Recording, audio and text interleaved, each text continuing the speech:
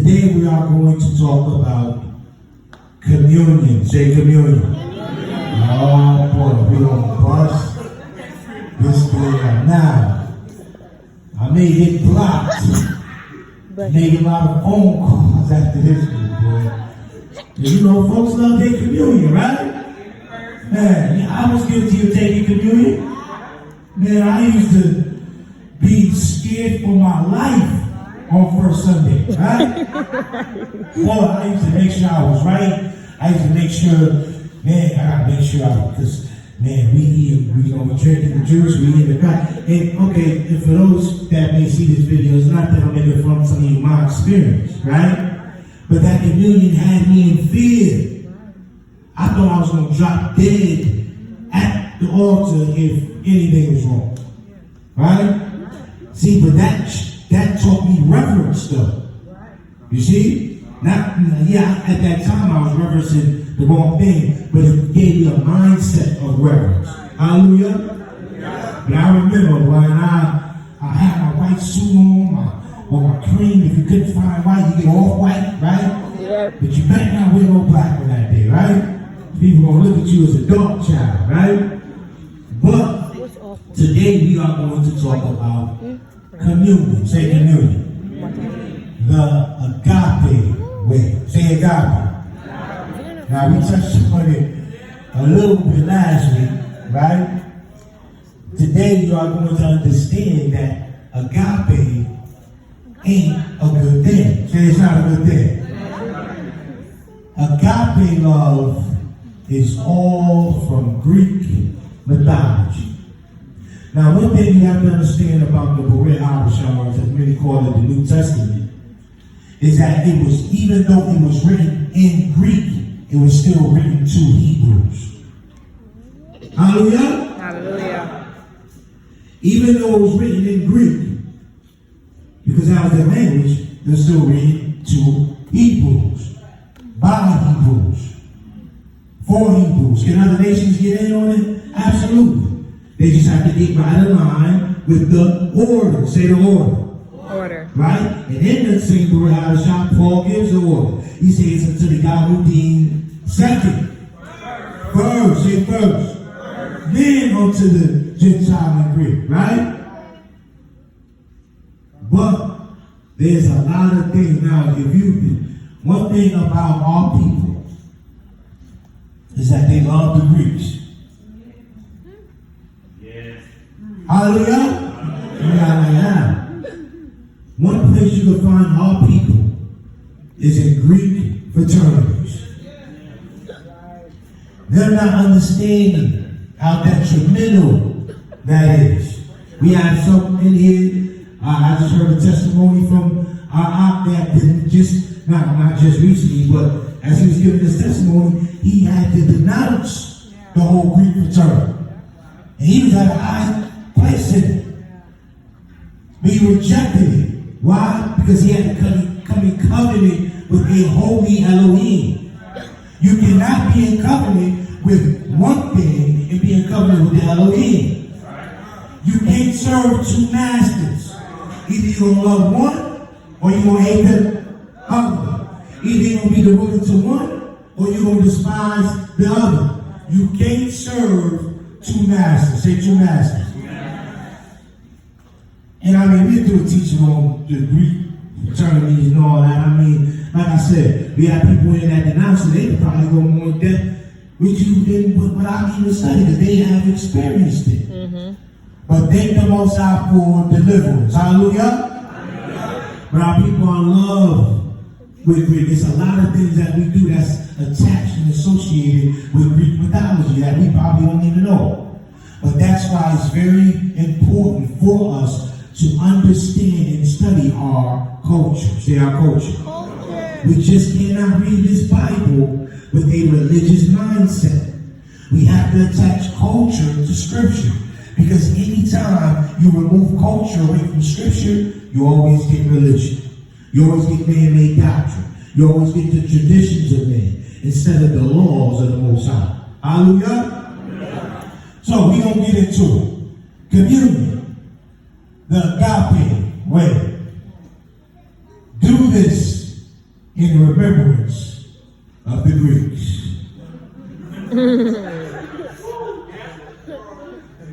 That's the subtitle. That's not in the Bible. So if that, I know it sounds familiar.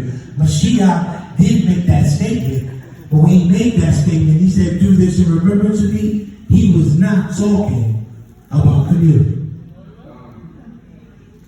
I know some people probably know. Some people that's watching probably know. Mashiach never celebrated communion. We'll get into it. So, communion, the Agape way. Agape way. Do this in remembrance of the Greeks. Let's build. Exodus chapter 12, verses 1 through 4. Exodus chapter 12, verses 1 through 4. We always like to lay a foundation here. Because anytime you're building something, it always has to have a strong foundation. Hallelujah. Exodus chapter 12, verses 1 through 4. We will read. And Yahweh spake unto Moses and Aaron in the land of Egypt, saying, This month shall be unto you the beginning of months. It shall be the first month of the year to you. Right? And we know that time frame is coming up, right? As Bruce, we celebrate our new year in spring. Say spring. Spring. That's when everything comes to life, right? We don't celebrate the new year in January when everything is dead and dying, and it's just cold, and people they angry and they bitter because it's cold, right? We don't like the cold. Well, I know y'all who've been living in Houston your whole life, y'all probably don't mind the cold. I hate the cold. I hate the cold. Right? I hate snow, right? I don't know nothing to do. I go in the train. Us up northers, we don't like no snow. I've seen people on Facebook all the time. You know, sometimes I put up the degrees, what's the degrees there on purpose, just to get on their skin, you know. While it's 20 degrees there, I'm sitting in 71 degree weather, right? And I just put, this is the weather for the week for Houston, right? This is baby. This is and today we will have bright skies, no rain, just full of sun, right? Because our people should love the sun. Yeah. Because the sun feeds us. Hallelujah. Sun feeds that melanin, right? We ain't gonna get into it. So let me keep going. Somebody cut the video off. All right. But we celebrate the new month of spring. Spring is when everything comes to life. That's when everything is new. Everything that has been put in the ground is coming forth and is budding and is bringing forth new life. That's why the Most High said, this month shall be, the month is called Abib unto you, and it shall be a new month or a new year unto you. Right? This month shall be unto you the beginning of months. It shall be the first month of the year to you. Speak ye unto all the congregation of Israel, saying, in the 10th day of this month, they shall take to them every man a lamb according to the house of their fathers, a lamb for an house. And if the household be too little for the lamb, let him and his neighbor next unto his house take according to the number of souls, every man according to his eating shall make you account for the lamb. And that's kind of something that we are going to be doing here for those that are doing Passover. We have families here that's getting together because they can't make the Passover. They're bringing the lamb and they're bringing it to the home. They're going to separate. They're going to do it. We're going to do it the biblical way. Hallelujah. Yeah. Your lamb shall be, verse 5, without blemish, a male of the first year. Ye shall take it out from the sheep or from the goats. Now, there's a reason why the Most High, which, that's a whole other lesson we talked about, forgot the name, I think it was the signs of the times or something, I forgot the message we did. But pay attention to the signs, the voice of the signs. There's a reason why he picked the goat, right? But we ain't going to get into it. And ye shall keep it up until the 14th day of the same month, and the whole assembly of the congregation of Israel shall kill it in the evening. And they shall take the blood and strike it on the two sides of the post, and the upper doorpost of the house, wherein they shall eat. And they shall eat in the flesh of the night, roasted with fire and unleavened bread with bitter herbs. The reason why the Most High put bitter herbs in it too. They shall eat it. Eat not of it raw, nor sodden at all with water. The reason why he said don't put water in it. But roast with fire, his head with his legs, and the prutings thereof. And ye shall let nothing of it remain until the morning, and that gritted your shoes on your feet, and your staff in your hand, and ye shall eat it in haste. It is Yah's Passover. Say Passover.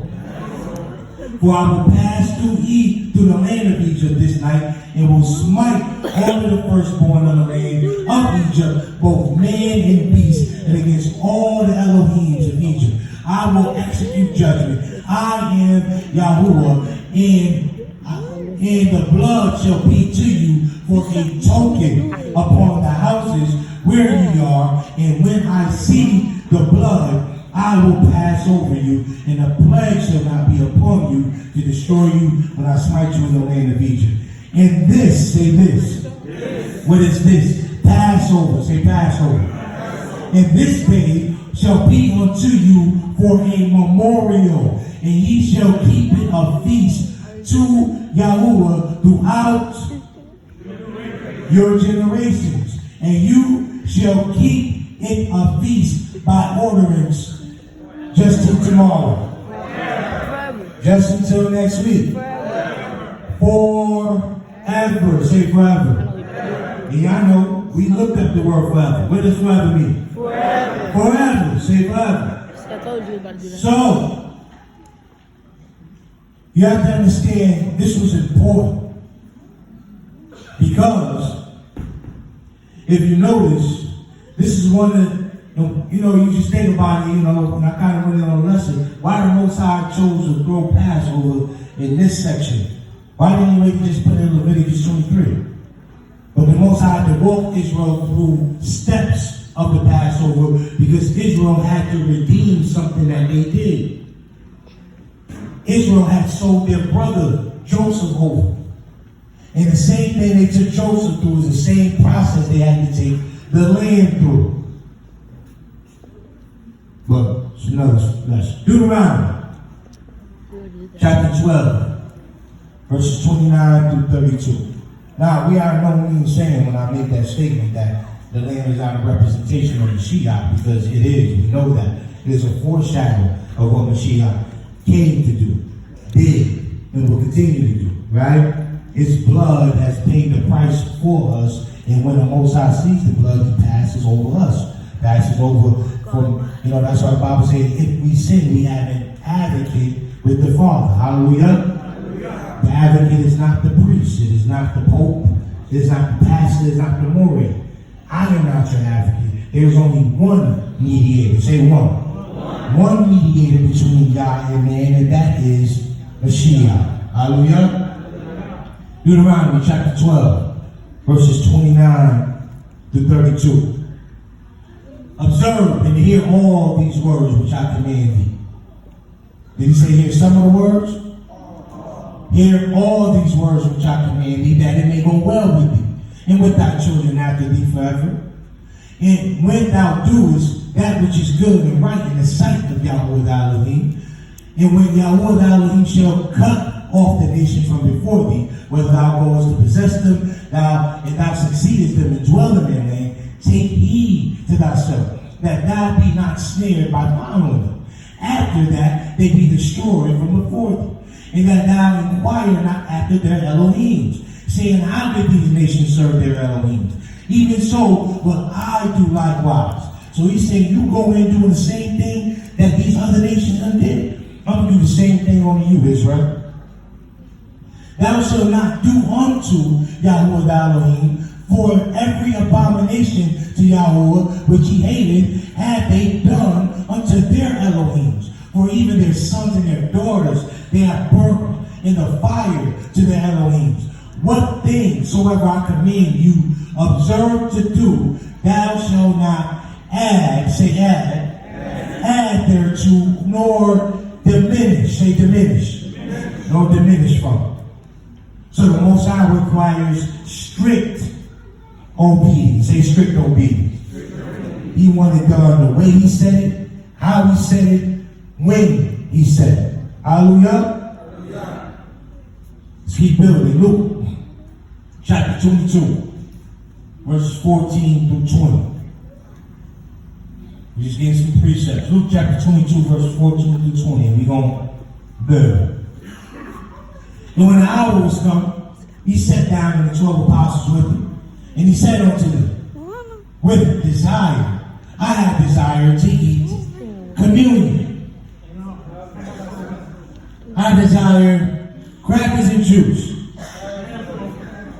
He said, I desire to eat this Passover. Say Passover.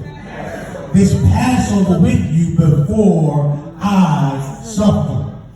Put that in the ruach.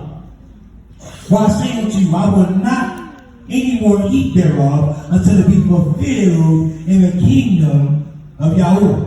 And he took the cup and gave thanks and said, take this and divide it amongst yourselves. For I say unto you, I will not drink of the fruit of the vine until the kingdom of Yah shall come. So, you have to understand. That's why culture is very important. Mashiach was showing the disciples proposal. Say proposal. Because one of the ways Hebrews proposed to the Eastern was they will both sit down, drink a cup of wine. The groom would say to the bride, I'm not going to drink from this. They would drink from one cup, and that would represent the first kiss. The second time he would pour the wine, he would tell the woman, I'm not going to drink from this cup until we sit down at the marriage feast. So Mashiach was basically telling the disciples the same thing. That's why the Bible says he's coming back for his bride. But he was showing us proposal. But if you don't understand Hebrew culture, then that won't make sense. That's why culture must be connected to the scripture. Hallelujah. And when he took bread, he gave thanks and broke it and gave unto them, saying, this is my body which is given for you. Do this. What is this? Say Passover. Because he hasn't changed. He said, I desire to eat Passover. This do in remembrance of me. Likewise also the cup after supper, saying, this cup is a New Testament in my blood, which is shed for you. Mashiach was doing Passover, not communion. Why was Mashiach doing Passover? Because when you read in the Tanakh or in the Torah, he read that we had to do this thing forever. Say forever. So Mashiach was like, well, let me just follow the commands. It's like I told y'all last week.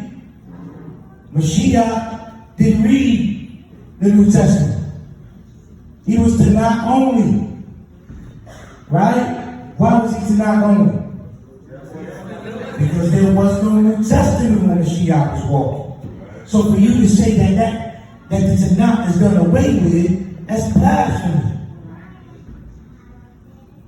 Now, that don't mean we throw away the Re'ah Shalibi, because it testifies to what the Tanakh speaks of. Hallelujah. 1 Corinthians chapter 11. We're going to deal with all this, because these are some of the scriptures that some Christians use to try to prove communion. These are some of the scriptures they read when they're doing communion. But you have to get a proper understanding. When reading the scriptures, it's not even so much about what you know, about the knowledge, about the books you read. You have to be led by his Ruach when you are reading. Because the Ruach will lead you into all truth. 1 Corinthians 11, verse 20 to 34. When you come together, therefore, in one place, this is not to eat the Lord's Supper. Say the Lord's Supper. We don't call it the Lord's Supper just for the sake of, so when people hear it, they know what we're talking about. The Lord's Supper. We don't figure out what the Lord's Supper is. For in eating, everyone taketh before other his own supper. Now, understand, Paul is talking about a feast right there. He ain't talking about no crackers and juice. And one is hungry and another is drunk. What? Now, you know you can't get drunk off the little cups. Right? Your tolerance level got to be low. I mean, unless you stole all the cups and you just kept getting in line, probably, but you probably still, you might get a little bug, but you ain't going to be drunk. Right? One is hungry and another is drunk. What? Have ye not houses to eat and drink in? So Paul is like, then why y'all coming here doing these things? Why are y'all doing these things at this particular event? Stay your behind home if you won't do some stuff like this. Or despise ye the church, or as we know, the assembly of Yah, and shame them that have not. What shall I say to you? Shall I praise you in this? I praise you not. Verse 23. For I have received of Yah that which also I delivered unto you, that Mashiach the same night. Say the same night. What night was that? Passover. Say Passover. See, if people just take their time to read Paul's letters instead of trying to make this letters doctrine, or trying to make this letters scripture, because Paul's letters wasn't scripture. They were letters, and they were letters.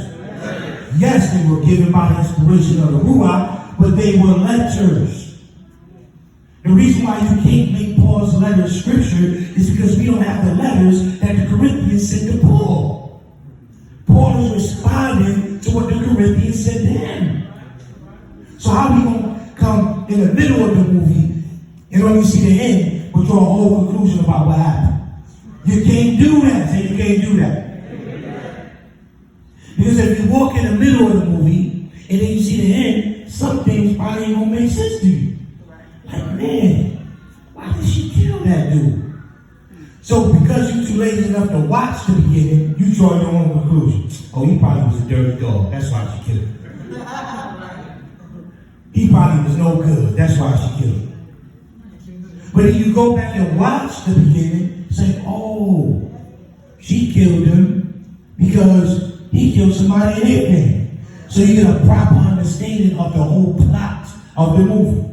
That's why you can't start with the quote-unquote New Testament or read Adashah and read Matthew through Revelations and then you have an understanding because you did not read the beginning of the book. Hallelujah. Where was I? Verse 23. For I have received of Yahuwah that which also I delivered unto you, that Yahuwah, that Mashiach the same night in which he was betrayed, took bread. And when he had given thanks, he brake it and said, take, eat. This is my body, right? Which is broken for you. This do in remembrance of me. We just see Mashiach saying that, right? Verse 25. After the same man also he took the cup, and when he had supped, saying, this cup is the New Testament in my blood. This do ye as often as ye drink in remembrance of me. For as often as ye eat the bread and drink of this cup, ye do show Mashiach's death till he come. Wherefore, whosoever shall eat the bread and drink of the cup of Mashiach unworthy shall be guilty of the blood of the body and the blood of Mashiach. So, he said, do this Passover in remembrance of me. This is what Paul was talking about. We're going to go more in depth in it. So just, let me not even get there yet. We're going to go more in depth in the scripture. 28. But let a man examine himself. Say examine himself.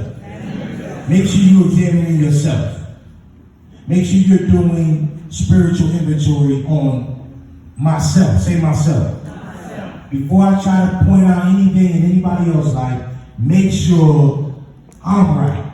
Right? So you have to go to the mirror and make sure everything is fixed. What is the mirror? The word of the Most High. You adjust to it. It does not adjust to you. So when you open it, oh, I gotta fix this. Let me fix it. Oh, I gotta change this. Let me change it. You adjust to what the word says. The word does not adjust to you. Hallelujah. I always say there's never not one time that I open the Bible and I said, wow, I'm doing pretty well, man. Gee, God, let me go home on my life. No. Every time I open the scripture, it convicts me. It's always something I have to change. It's always something I have to fix. It's always something I have to repent of. Don't ever think you can open the word and think that you have it all together. Because that's a dangerous place to be at. Hallelujah? Hallelujah. That's why you should always look for a change every time you read the word. Because the word is going to change you. That's why he said, I believe Isaiah 55:10, he said, when I send my word out, it will not return unto me void, but it will accomplish what I send it to accomplish. Just as the water leaves the clouds and showers the plants, so will my word when I send it out. It's going to do what I sent it to do. But let a man examine himself, so let him eat of the bread and drink of the cup. For he that eateth and drinketh unworthily eateth and drinketh damnation unto himself, not discerning Yahshua's body. For this cause many are weak and sickly among you, and many sleep, say sleep, or are dead. For if we judge ourselves, we should not be judged. But when we are judged, we are chastened of Yah, that we should not be condemned with the world. Wherefore, my brother, when you come together to eat, tarry one for another. And if any man hunger, let him eat at home, that ye come not together unto condemnation. And the rest will I set in order when I come. So we see, just at that last verse, that the Corinthians had just asked Paul about this. He said, the rest of that happened, I'm going to set that in order when I get there. But he was telling them, man, if you just come here to eat, stay home. We come here for a purpose. Hallelujah. Colossians chapter 2, verse 6 through 8. Still laying the foundation. As ye have therefore received Mashiach, so walk ye in it, rooted and built up in it, and established in the faith as ye have been taught, abounding therein with thanksgiving. Beware, say beware. Beware lest any man spoil you through philosophy and vain deceit, after the tradition of what? Men. And if you haven't listened to our message, Paul's letters, I believe it was the title. But we went in depth in Galatians, which we broke down the book of Galatians, right? And we talked about the book of the law, right? And the traditions of men, right?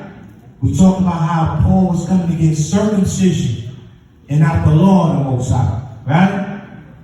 After the traditions of man, after the rudiments of the world, and not after Mashiach. Ecclesiastes, this sets it all in order. Ecclesiastes chapter 12, verse 13. You don't ever have to get in a theological debate with anybody who don't want to follow the law, statutes, and commandments. Just give them this scripture. And it'll shut them.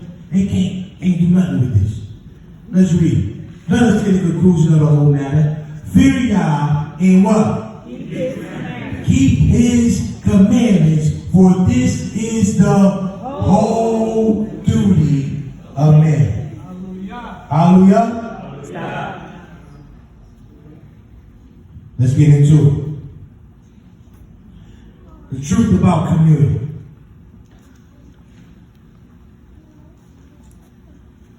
Christ, or Mashiach, or the apostles, never, say never. Never Participated or celebrated or partook, I probably spelled that wrong, in communion. They never, say never.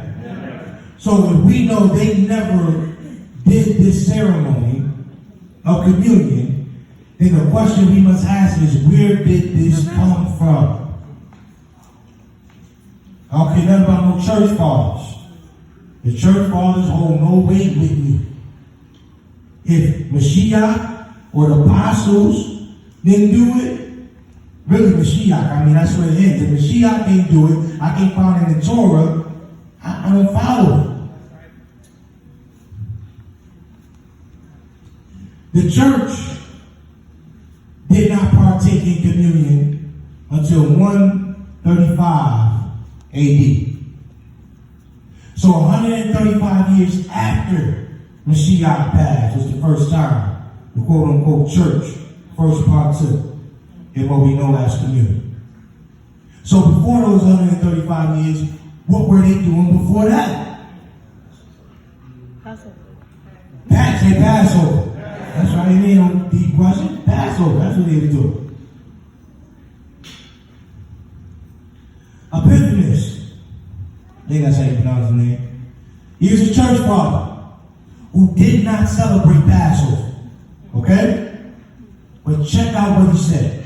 He's known as a church father, a theologian in Christian faith, in the early century. He stated that the original view, say original view, the original view when the Messianic Jews were still in Jerusalem until 132 and 135 CE, stating it was necessary at that time that the whole world follow them, the Messianic Jews, and celebrate with them so that there will be a single confession celebrating one festival, which is Passover. Say Passover. That proves it right there. This man didn't even believe in celebrating Passover. But that goes to show you he had an agenda. He knew the truth, but you still chose not to keep it. That's why I don't follow the church fathers. It is not, say it is not. It is not a commandment of Yah, but it's a sacrament that was created in Rome. There is nowhere in the scripture where the Most High commanded you to do communion. So why are folks doing it? Traditions, somebody said it, the traditions of men.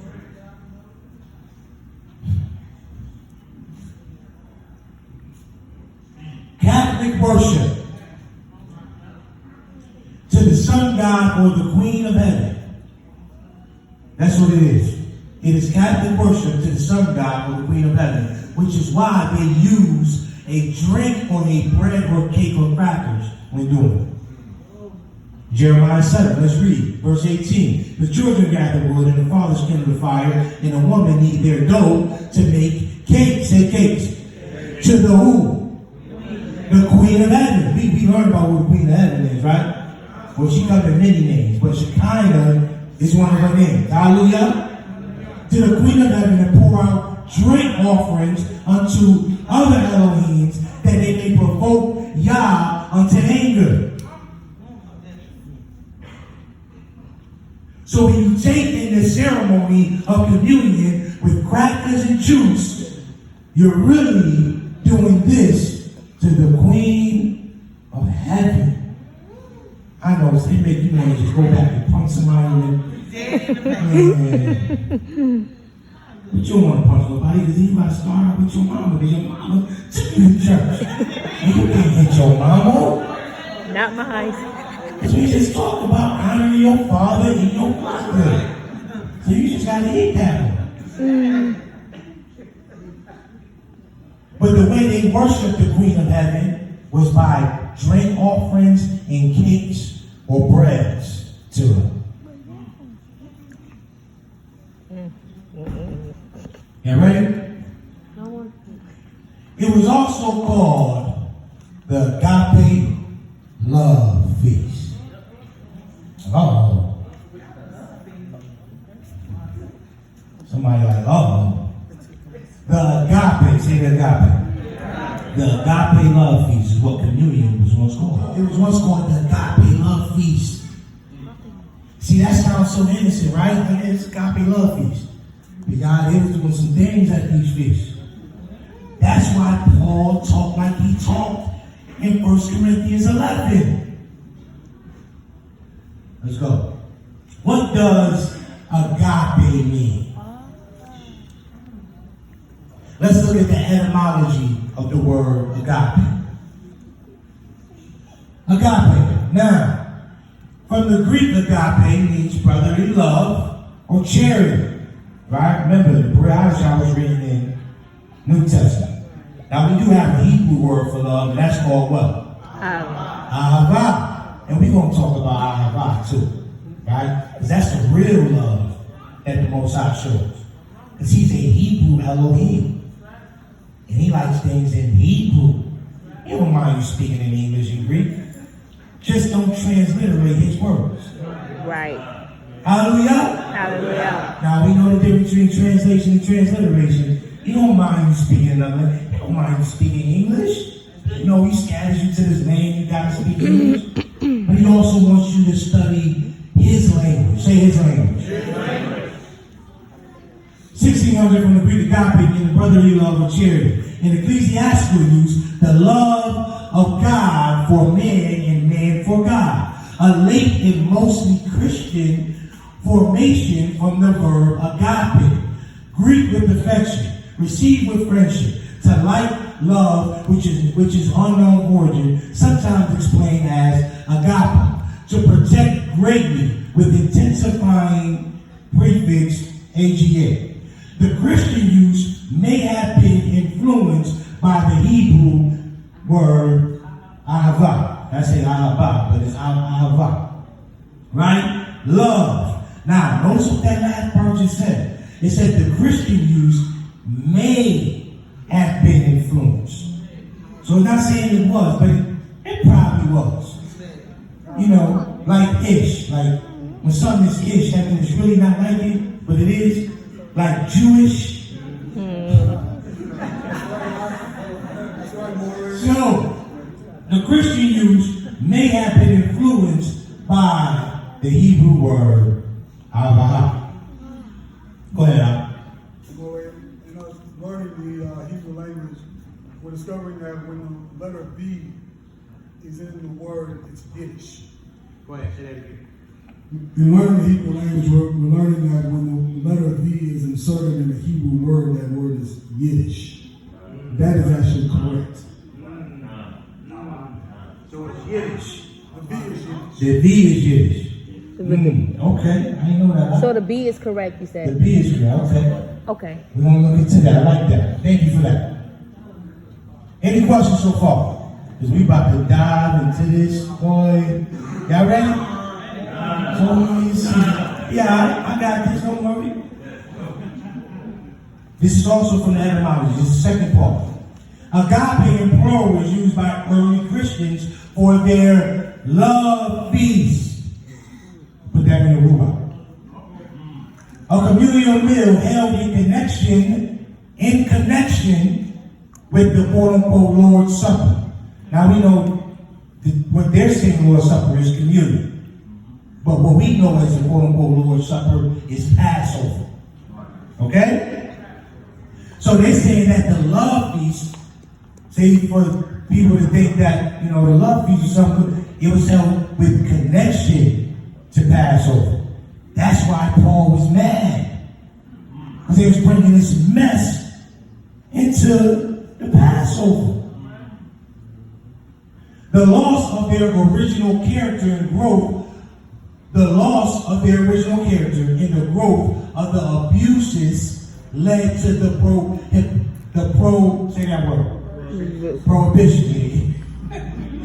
The prohibition of them in church buildings.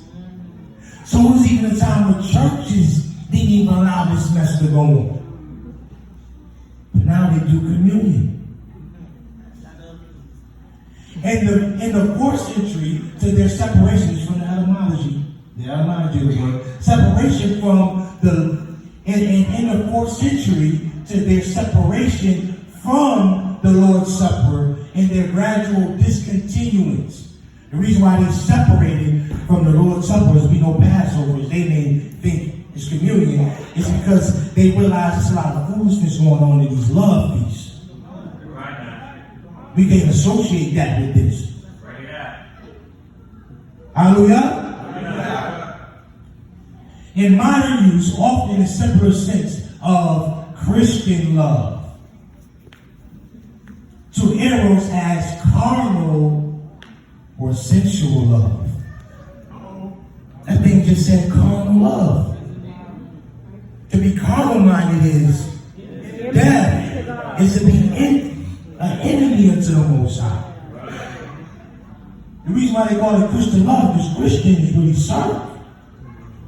And y'all know serve, she was about as wicked as we talk about serve. That's another thing. But y'all seeing how all these things is coming together, right? You know, all of them just point back to the same Asatan, the same spirit. Points back to Greek, goes back to Babylon.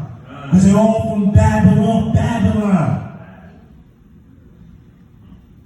Agape, check this out, means with the mouth wide open.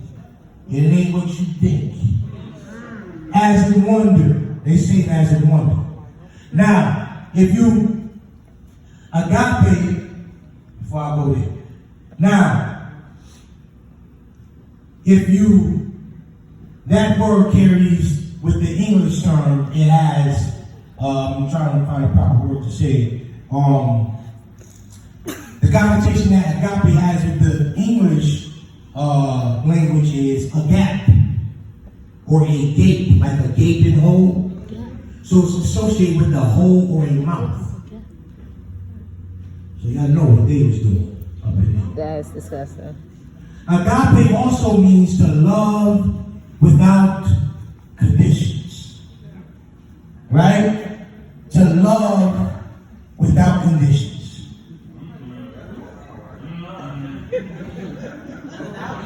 Now, this is what they teach in the church. That agape love is a love unconditional, but unconditional love is not Bible. Because there are some things that the Most High hates. Oh man, if it was unconditional, the Most High shouldn't be hating nothing. Because he should love you no matter what's happening. See, with that agape love comes the grace movement. Yeah. You can do whatever you want to do. Live like you want to live because there's grace. That funny looking dude preaching Prince. Not the same Prince, he looks like him. But the dude that's always shiny on TV with makeup. He passed. Joseph Prince, yeah, that dude. I said he passed away. He just always glittering. If I see him on TV, I be wanting to wipe my screen like, God, what you so glittery for? Just shiny for. But he brought forth that grace mess. Yes, he did. That's why the book of Jude said, some have crept in unaware, turning the grace of Yah to lascivious. We don't talk about that. Let's go. What was the agape love feast? Y'all ready? Mm-hmm. So, listen, just because you're running this, you don't got to go and apologize to everybody for saying you love them with agape love. I said it one time in my life, but I'm never saying it again. Especially not to no men. Hallelujah. I don't love you with agape love, brother. You don't do that. Not again. You could agape yourself over now, right? What was the agape feast?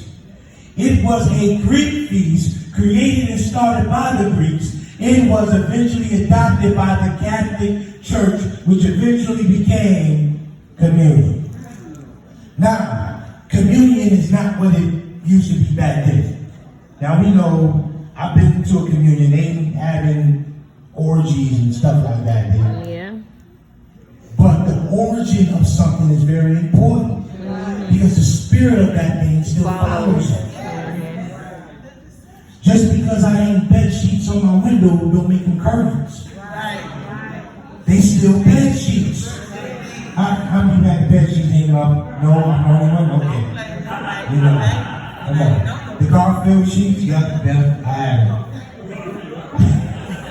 Not now. My wife will kill me. Yes, absolutely. Not now.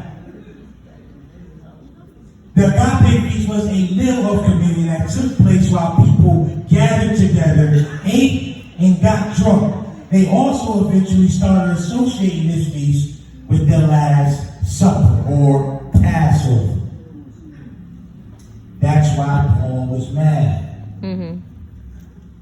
They will come together, eat and drink until they were drunk, and then they will perform sex orgies with one another. I think At the same location. Now, some historians say that they went from house to house. You know, like they would have the love feast at this person's house. You know, they would get. I mean, it's just like modern day Hollywood, basically. You know, Hollywood, they be doing they weird shit. wicked. You know, I don't know. You just high and stardom. I just think you had to do something weird to get there. Because they just weird. They do weird stuff, y'all. I got a story, man. It's not with me, but I know. No. So, they would come together, eat and drink at the same place, at the same spot. Like I said, they would sometimes go to different people's houses, or they would be at a big location. And after they eat and get drunk, you know, chicka bow wow, that, you know. And they will perform these things with one another. Not just men with women, but women with women and men with men. They will do these things. This is the origin of communion. That's why Paul had to correct them in 1 Corinthians chapter 11. Let's read it.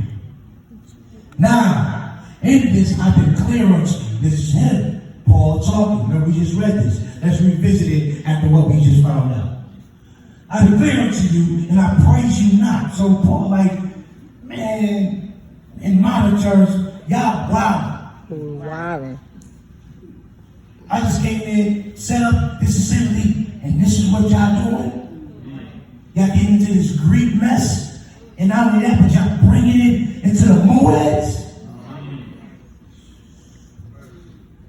I praise you not that you come together not for the better, but for the worse.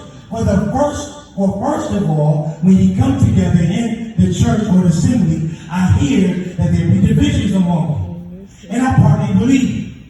Because there were some people there that wasn't with that. But if you weren't with it, why you going? I don't know, that's just me. If I know every year I go, orgies break out, you know what? I'm going to go visit another assembly. Right. Right? Okay. Or you just keep going expecting something different. Well, they may not bust out with the orgies this time. No. They ain't gonna do it. But you want to come here and argue with them about having it? Bro, just get up out of here. Mm-hmm. Just leave. Say just leave. Just leave. And I probably believe, verse 19, for there must also be heresies among you, that they which are approved may be made manifest among you. When ye come together, therefore, into one place, this is not to eat the Lord's Supper.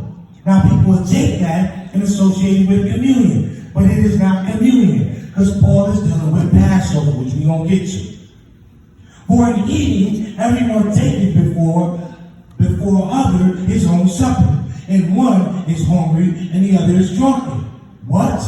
Have ye not houses to eat or drink in, or despise ye the assembly of Yah, and shame them that have not?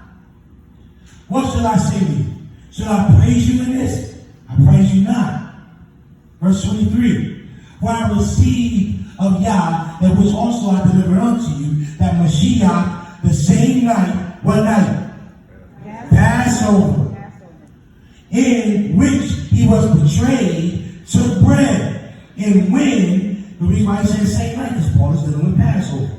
And when he had given thanks, he broke it and said, take it, eat it. This is my body which is broken on you. Do this in remembrance of me. After the same manner, he also took the cup and supped it and said, do this in remembrance. This deed, I'm skipping over because we already read this, and I'm getting to a point. This do ye as oft as you drink in remembrance of me. So, what is Yah's supper? What is the Lord's Supper? I mean, I know we know. But in order to understand chapter 11, you got to get context. Say context. Remember, in order to understand context, what you got to get? Pretext and post-text at times. Because when you get the pretext and post-text, you understand the context. Say the context. Remember, we just talked about walking in the middle of the movie and trying to draw your own conclusion with it. That's why you can't go into Paul's letters and try to make a doctrine of it. If Paul was alive, you would look at folks crazy. Like, Brian was just a letter. Are you nuts? This is the word. It proves what this is saying. All I was doing was writing a letter to him. Under the inspiration of the Ruach, but don't use this over the tonight. Come on now. All right. Yes, sir. What is the Lord's Supper? It is not communion. Say not communion. In order to understand chapter 11, you must go back to chapter 5 to get the context of what Paul is saying. Let's go. 1 Corinthians chapter 5. I'm going to start at verse 1. You can read the whole chapter 5. I think it's only like 13 verses long. We're going to read verse 1 and skip down to verse 6. Now, just to give you a synopsis of what's happening, I'm going to just explain. In this chapter, there was a man sleeping around with his father's wives or something like that. So Paul like, yo, what are you doing? Why is this even mentioned among you? Right? It is reported commonly that there is fornication among you. And such fornication, remember, we were just in chapter 11, right? Right. So just because we're in a different chapter don't mean it's a different letter. This is still the same letter. It's just broken up into chapters for us. Right. Don't think because it's a different chapter, it's a different letter. That's not the way these things are read. 1 Corinthians is one letter. Say one letter. One letter. So Paul is dealing with Passover. Let's go. In such fornication as it is, not so much as named among the Gentiles, that one should have his father's wife. Your glorying is not good. Know ye not that a little leaven leavens the whole lump? Purge out therefore the whole leaven, that ye may be a new lump, as ye are unleavened. The reason why Paul is dealing with unleavened bread, because right after Passover is what? Unleavened bread. And during unleavened bread, you're supposed to be getting what out your house? The leaven, the yeast. But on the spiritual side, you're supposed to be getting the sin out your life. Hallelujah. All right. That's why Paul is dealing with this. He said, yo, a little leaven, don't leaven all lump. They try doing unleavened bread back. So, bruh, this don't make sense to you? Get that leaven out of there. Purge out therefore the whole leaven, that ye may be a new lump, as ye are unleavened. For ye the Mashiach are what? Passover is sacrificed unto us. He ain't just mentioning Passover out of nowhere, just to mention it. He's dealing with this thing. Because he heard the Corinthians was acting a fool out there. Mashiach is our Passover, his sacrifice for us. Therefore, let us keep the communion. Let us keep the feast. Say the feast. The coach don't even want me to say it. The feast. Let us keep the feast. Not with old leaven or stuff you used to do in the world or what the Greeks is doing. Neither with the leaven of malice and wickedness, but with unleavened bread of sincerity and truth. Are y'all catching what Paul is saying? In chapter 11, Paul was telling them that they were getting full and drunk. And like I said, there's no way you get full and drunk off of bread and bash. I took communion when I was hungry, and I thought it was going to fill me, and it did. Yes, there were times I took communion because I was hungry, right? Because we was on a fast, and that's the only way we eat. No. So I was like, let me take these crackers and juice. But crackers and juice ain't going to fill you up, so Paul wasn't talking about no cracker and juice ceremony. He was talking about a whole feast that these people were coming together. Jude even talked about this wicked feast. Let's see. Jude chapter 1, verses 11 through 18. Give that time to get there. See, when you read about these things, James even was talking about it. He said, well, when a rich person come among you, y'all sit at the high table. James is dealing with the feast. At the feast, man, y'all do sit like y'all in current spots. Man, these days ain't for you. See, the Jews during Mashiach time, it got so much time on teaching it, they was no longer calling it the Feast of the Most High, the Feast of God. They were calling it the Feast of the Jews. Because they were just coming together to chill and have fun and high five. Not understanding the purpose of coming together, the moeds, the appointed times, the set apart times. Hallelujah. Jude, chapter 1, there's only one chapter in Jude. Woe unto them, for they have gone in the way of Cain, and ran greedily after the error of Balaam, for reward and perished in their gainsaying. Of course, because remember, earlier in this same chapter, Jude said, yo, someone crept among you unaware and turning the grace of Yah into what? Lasciviousness. These are spots in your what? Feast of charity. Now some of y'all like, see, it said feast of love. Jude wasn't with that mess. The way he was talking about feast of love was not referring to what they knew. Now you're going to look at the word love, it is agape because the New Testament was written in Greek. So you're going to see that. But their agape feast wasn't what Jude was talking about here. He was talking about the feast of the Most High.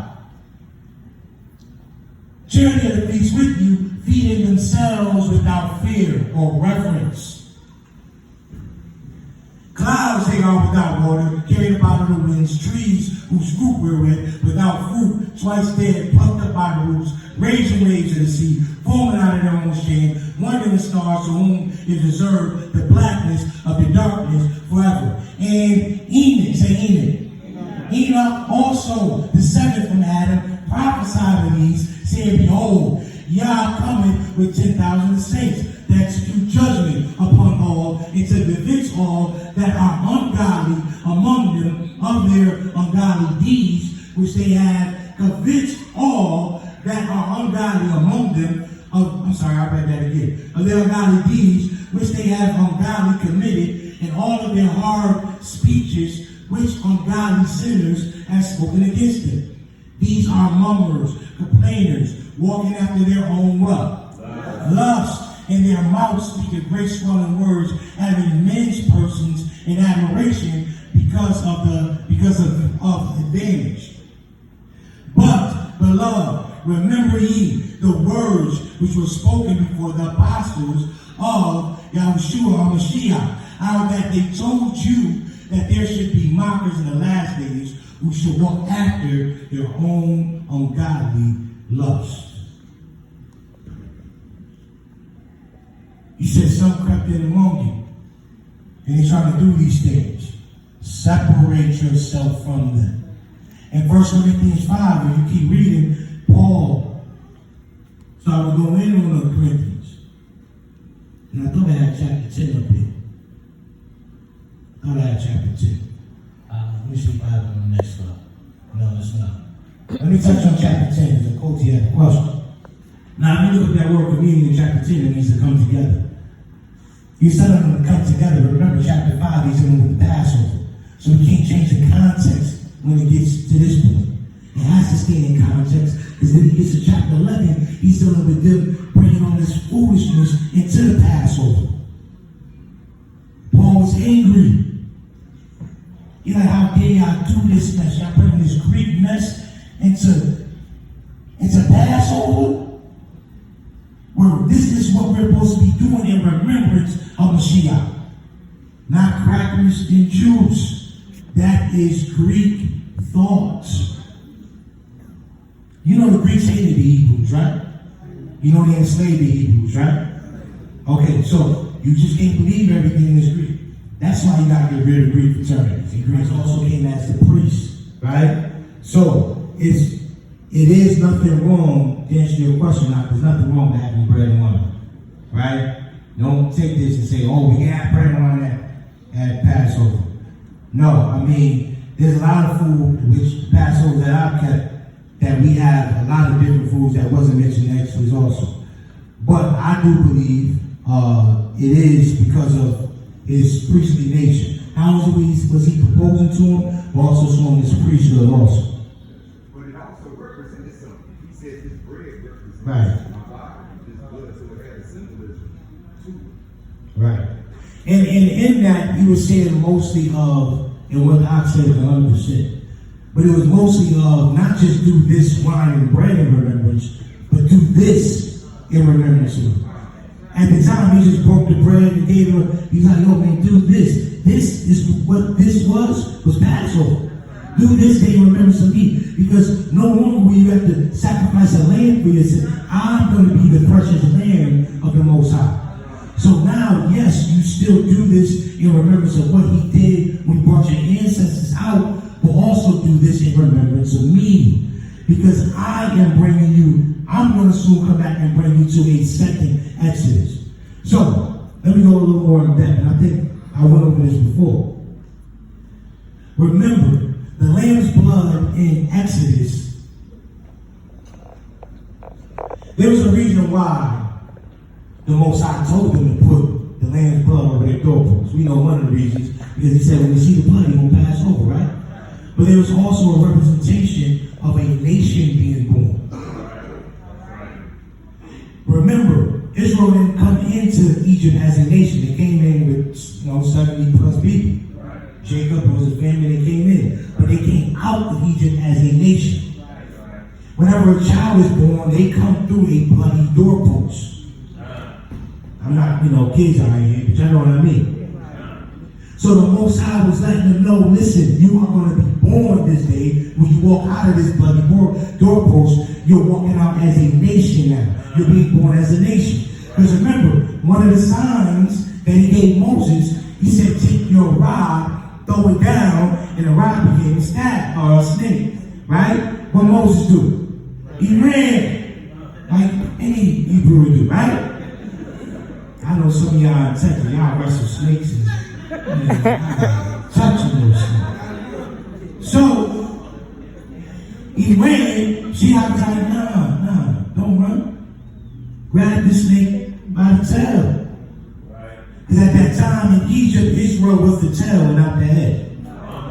But the Bible said when he picked up the snake, it became a rod. That word rod in Hebrew means tribe. So he said, I know they're calling them the lowest of low, but once you leave out of here, they're going to be a tribe, a nation will be born. Hallelujah. And we went more in depth on that in our teaching on the voice of the signs. Where every sign meant something. Yep. Right? He ain't just come to say, hey, look, I can turn my hand right. No. That's why the Most High said these signs will be a voice unto Israel. Because these signs are going to speak to them. There's a reason why he took water from the Nile and poured it down, right? But he was, so let me go on. I don't want to stop. So when they came out of Egypt, they had the lamb's blood. The lamb's blood kept them until they came in covenant fully with the Most High. Right? Where did they come in fully with the Most High? At what? Mount Sinai. Where they said, okay, y'all, we're going to do everything you commanded us to do. But until that time before then, the lamb's blood covered them. Mashiach came and did the same thing for us. He shed his blood. His blood keeps us until we walk into full covenant with him, which is the renewed covenant. Not the new, but the renewed. Say renewed. There ain't no new covenant. Because Hebrews 8 and 8 comes from Jeremiah 31 to 31. Don't look up new in the Greek. Look it up in the Hebrew. In the Greek, it probably means new. But in the Hebrew, which where Paul took it from, so you got to go back to where he took it from, it means renewed, repaired. Hallelujah?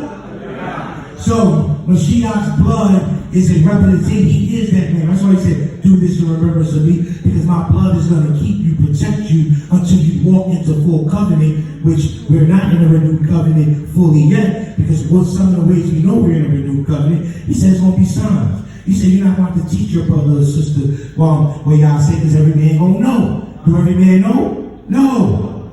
So we still have not entered into that yet. But Mashiach's blood keeps us until we enter into it. Hallelujah. But it's not just for the natural sense, it's also spiritual. You got to remove the yeast out of your life.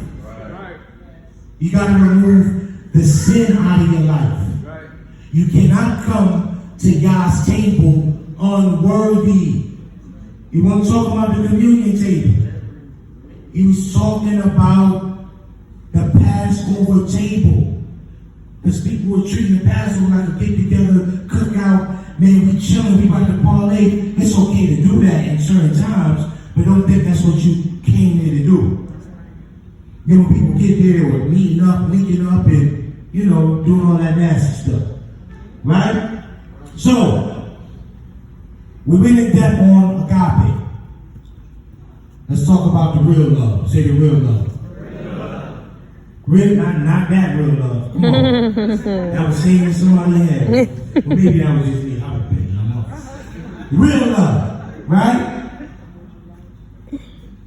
Now, we're going to break down these words. At the top of that was called, you know, Yiddish or modern Jewish. Mm-hmm. Down at the bottom of what we have is our paleo, our original language, right? And there's a lot of books you can get. What I'm going to do, I'm going to take some pictures of the books I have that, I mean, it can literally teach you Hebrew. I mean, it goes to teach you the modern, it teach you how it changed over time, from the time when David came to the Babylonian time. And it's real easy to understand. I'm going to put it up in the group. But now, with Hebrew, you always read from right to left. Right? Right. So, right to left. So, say the word. I don't know how to say it. I want to say the feet. So, the first letter we have is the Aleph. Aleph is my accent. You know, in New York, we like to pronounce every word. Right? Well, what's the street we ride? Aldine, Westfield? I ain't even gonna start. Aldine. People say it's Aldine, Aldine. Yeah, I think it's Al. It's Al, it's A-L, right? Yeah, it's Al. I mean, I ain't never, all is A-L-L, right? Am I tripping? Al is A-L, all is A-L-L. Aldine. And then Dean, like a dean of students, is It's Aldine. Now, when we want to dine in a restaurant, it's D-I-N-E. Aldine. So I put Al and dine together, that's Aldine. That's just, I don't know. Would y'all believe I have this argument every day? All the time. And I've been trying to break it down. Hey, don't you come down here trying to change us? No, we've been going there all day. Okay, well, I call it Aldine. How you go for Aldine? They're like, where's that? Aldine. And then when I spell it, I say A-L-D-I-N-E. Oh, Aldine. No, that's Aldine. And then when I got down, I was calling it humble. Oh my God. Humble. They were like, humble? Where's humble? Humble. Humble. H-U-M. Oh, you Humble. Humble. Nah.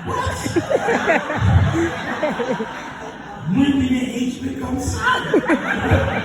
When did that happen? Y'all just be freestyling, okay? Y'all all okay. I ain't gonna come down here and change it, but I know it's humble. So, we have the first letter, which is Aleph, right? Which is the head of an ox, right? We're going to break down each one. Then we had hay, right? Hey. That's the mountain on the top. That's a symbol. Sign of a man worshiping or lifting his hands. Right? Then we had bet. Say bet. Bet. That's the second letter of the Hebrew alphabet. And that means house or place or dwelling. And then we have hay again. You put those together, you have what's called Agape. Right? So, there's a message. Whenever the reason why studying Hebrew is so important, because when you get words like this, don't just look at it like, oh, that means there's a message in each letter, which shows your whole story of something. And it means love. So, let's look at this.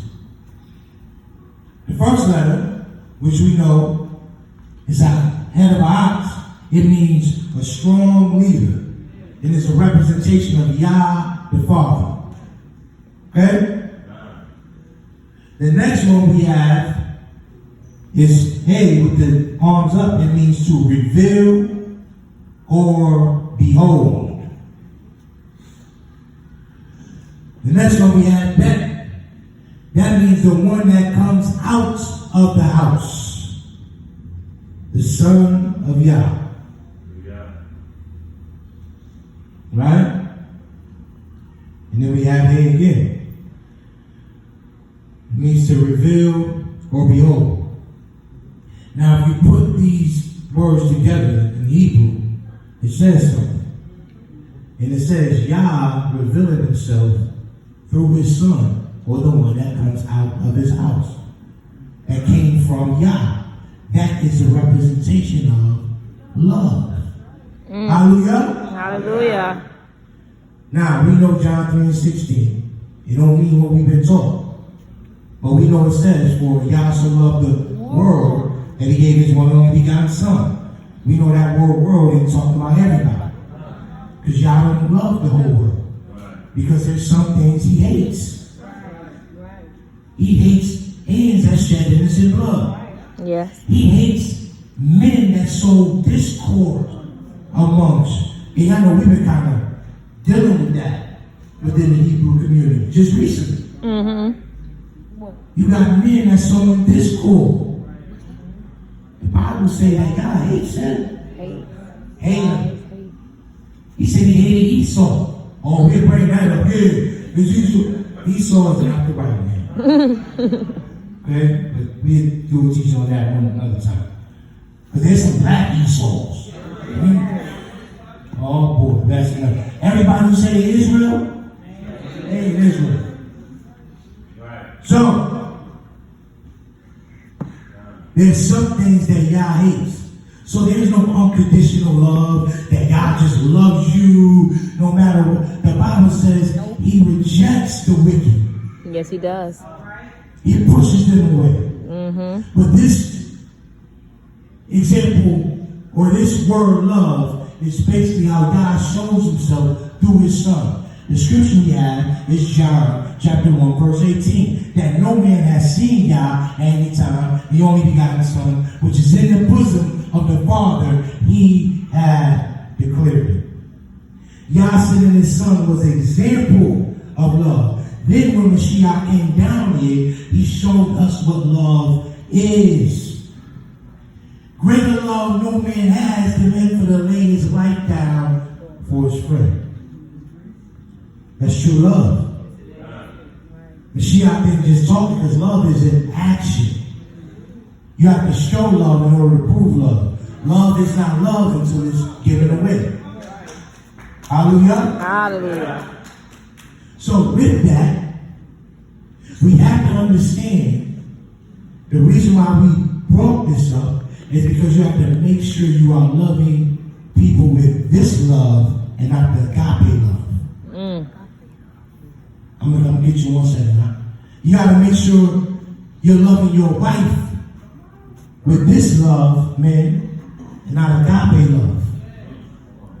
See, there's a difference between love and lust. See, love gives, lust takes. It does. Lust is about self.